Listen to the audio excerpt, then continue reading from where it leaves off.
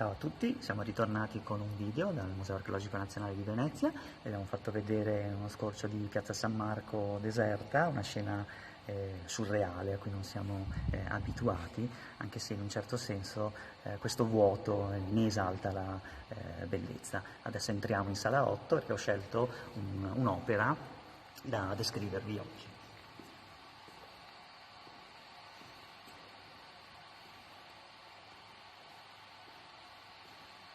Allora, l'opera che ho scelto oggi è questa, una scultura femminile che stava a carattere funerario, stava in un sepolcro e rappresenta appunto una donna e il modello di riferimento è la piccola Ercolanese, un tipo sviluppato nel IV secolo a.C.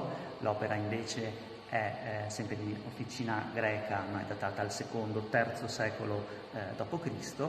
e appunto rappresenta una giovane donna, il suo ritratto che stava appunto nel suo sepolcro. C'è da dire che la testa in realtà non è pertinente. Cosa significa?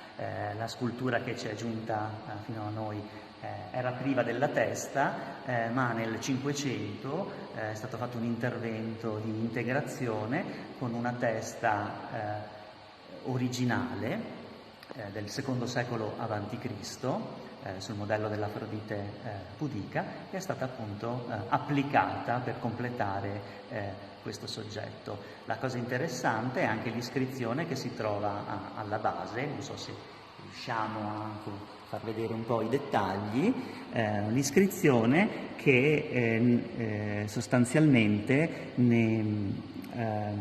dimostra appunto il carattere funerario, in quanto è un'invocazione a non profanare la tomba di questa figura.